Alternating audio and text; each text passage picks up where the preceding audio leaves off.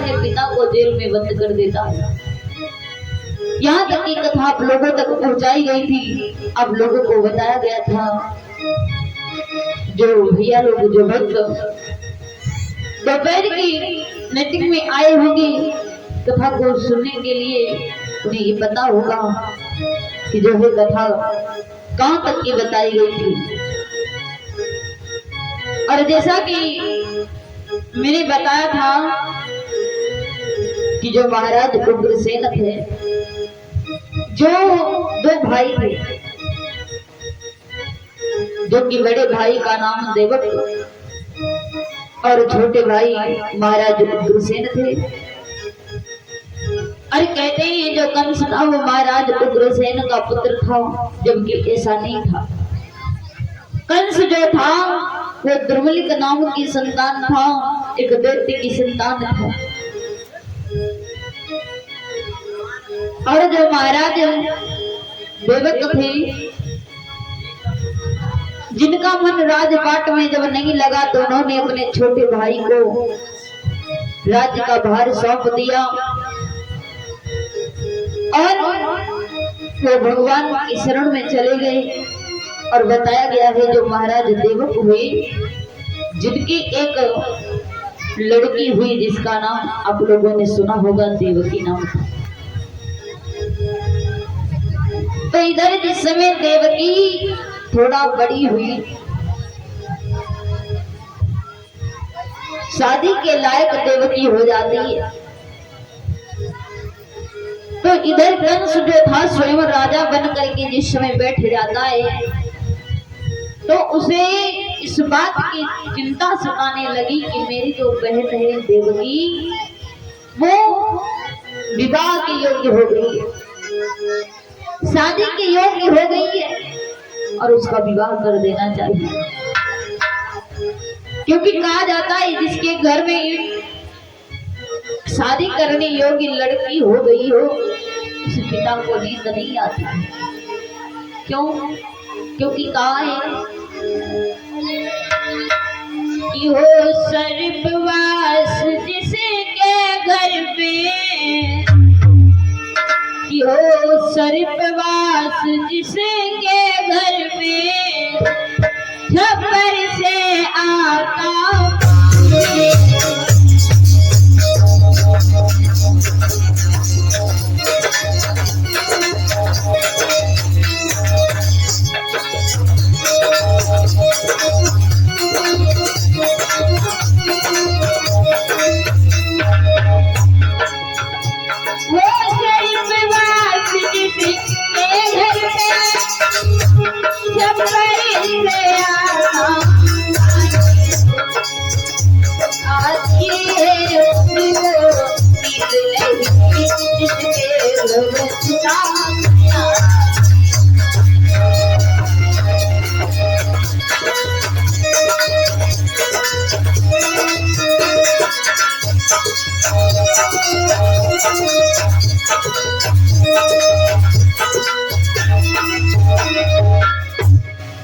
बताया है कि हो सर्पवास जिसके घर में, छप्पर से आता पानी हो, आती है उसको नींद नहीं जिसके घर सुता सयाया। जिसके घर में सर्प का वास हो, छप्पर से पानी टपक रहा हो, जिसके घर में शादी के योग्य लड़की हो, उस पिता को कभी नींद नहीं आता, हमेशा चिंता लगी रहती है। तो आज कंस को चिंता लगी है अपनी बहन देवकी का विवाह करने की। वो विचार कर रहा है कि जो देवकी है वो माना मेरी चचेरी बहन है तो क्या हुआ, लेकिन वो है तो मेरी बहन है। अब हमें देवकी का विवाह कर देना चाहिए। कंस दरबार में जाता है, मंत्रियों से विचार विमर्श किया और कहा अगर आपकी नजर में कोई लड़का दिखे तो हमें बता देना। क्यों? क्योंकि हम अपनी बहन देवकी का विवाह करना चाहते हैं। तो मंत्री ने बताया महाराज मैंने एक लड़का देख रखा है जो महाराज सूर्य वसुदेव है। बड़ा ही सुंदर सुशील लड़का है। आप अगर चाहें तो उसके साथ में देवकी का विवाह कर सकते हैं। आज कंस ने क्या किया, एक खत लिखा महाराज सूर्यसेन के लिए, जिसमें महाराज वसुदेव के विवाह का प्रस्ताव है। और जिस समय उस खत को भेज दिया, महाराज सूर्यसेन को मिला। सूर्यसेन ने उस खत को पढ़ा, जिसमें लिखा है कि महाराज, मैं कंस अपनी बहन देवकी का विवाह आपके पुत्र वसुदेव के साथ में करना चाहता हूं, और आप जैसा कुछ हो तो बताना। अब महाराज सूर्यसेन जी विचार कर रहे हैं कि हम क्या करें, क्योंकि जो कंस था वो बहुत दुष्ट प्रवृत्ति का इंसान था। उसको ना सुनने की आदत नहीं थी, वो जो चाहता सो करवा लेता। तो महाराज विचार कर रहे हैं सूर्यसेन जी कि अगर हम अपने लड़के का विवाह ऐसे घर से करते हैं, ऐसे घर से रिश्ता जोड़ते हैं, तो ये ठीक नहीं है।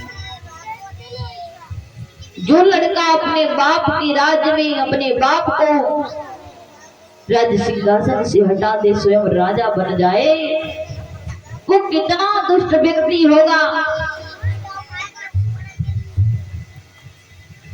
फिर महाराज सोचते हैं, अगर हम कंस के प्रस्ताव को स्वीकार नहीं करते हैं, उसकी बात नहीं मानते हैं, तो वो ना जाने मेरे साथ क्या करेगा। डर के मारे महाराज सूर्यसेन ने उस प्रस्ताव को स्वीकार कर लिया। इधर जब प्रस्ताव को स्वीकार कर लिया महाराज सूर्यसेन ने, तो आज विवाह का मुहूर्त निकलवाया गया। और धीरे धीरे करके जब विवाह का समय आता है, तो इधर क्या हुआ, कंस ने अनेकों प्रकार की तैयारियां करवाई। महाराज सूर्यसेन जी अपने पुत्र वसुदेव की बारात लेकर के आते हैं। जब महाराज बारात लेकर के आए, विधि विधान के समय जो है महाराज वसुदेव और देवकी का विवाह होता है। जब विदाई का समय आया, तो कंस ने विचार किया कि चलो आज हम अपनी बहन देवकी को छोड़ने के लिए उसकी ससुराल स्वयं जाएंगे, क्योंकि आज के बाद हमारी बहन पराई होने वाली है। शायद ऐसा मौका कभी ना मिले।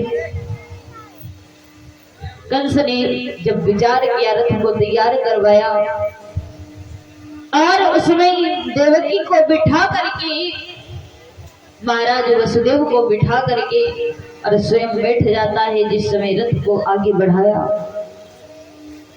तो विधि का विधान अटल होता है, कोई प्राणी टाल नहीं सकता। जिस समय रथ को कंस ने बढ़ाया, तो एकदम से आकाशवाणी होती कि अरे कंस, शायद तुझे पता नहीं है कि तू जिस बहन को इतने प्रेम के साथ उसकी ससुराल भेजने के लिए जा रहा है, उसी का 8वां पुत्र तेरा काल होगा। जब कंस ने ऐसी बात सुनी, तो एकदम से रथ से नीचे उतर आता है कि सुनवाड़ी संकित हुआ कंस, सुनवाड़ी संकित हुआ कंस, रथ से उतरा रथ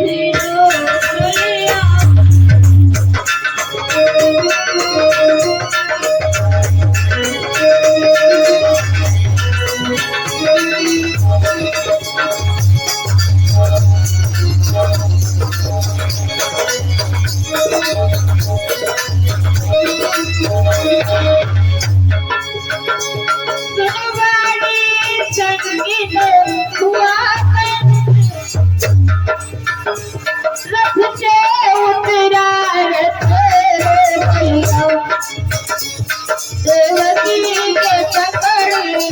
पालती थे पृथ्वी के ऊपर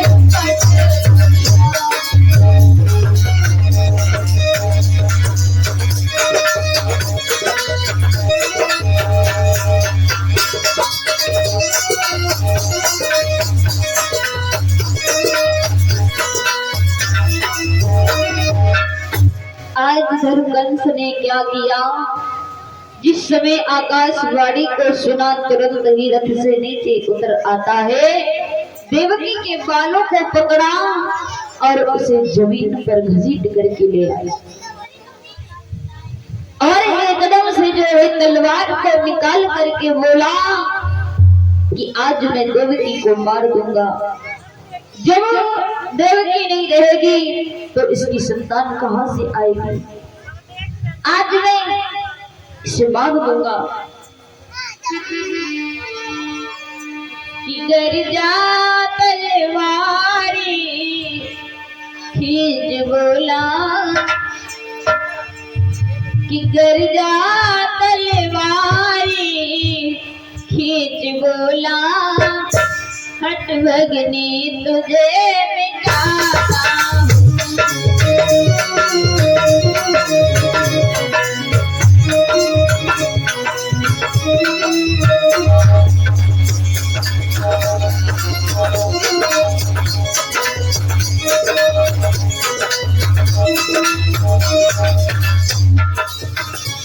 गर्जा तलवारी खींच बोला, हट भगनी तुझे मिटाता, सिंदूर भरा तेरा मस्तक है, पृथ्वी पर ताज गिरा।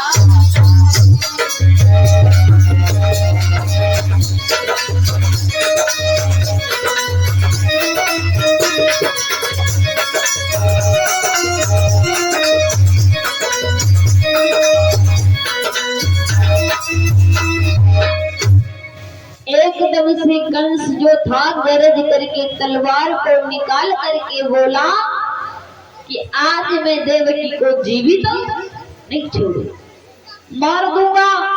और जब ना रहेगा बांस तो ना बजेगी बांसुरी।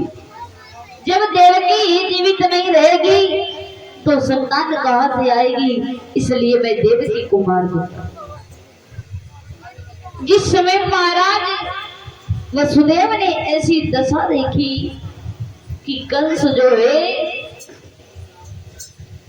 अपनी बहन को मारने के लिए जा रहा है, तो महाराज वसुदेव जी सामने आ गए और बोले, भैया ये क्या कर रहे हो? अपनी बहन को मारने जा रहे हो। शायद आपको नहीं पता है कि एक स्त्री का वध करने से 100 गौओं की हत्या के बराबर पाप लगता है। एक स्त्री मार दो और 100 गौएं मार दो, बराबर पाप होता है। इसलिए भैया मैं निवेदन कर रहा हूं कि आप देवकी को ना मारें। जिस समय कंस ने ऐसी बात सुनी तो महाराज उग्रसेन से बोला है कि उग्रसेन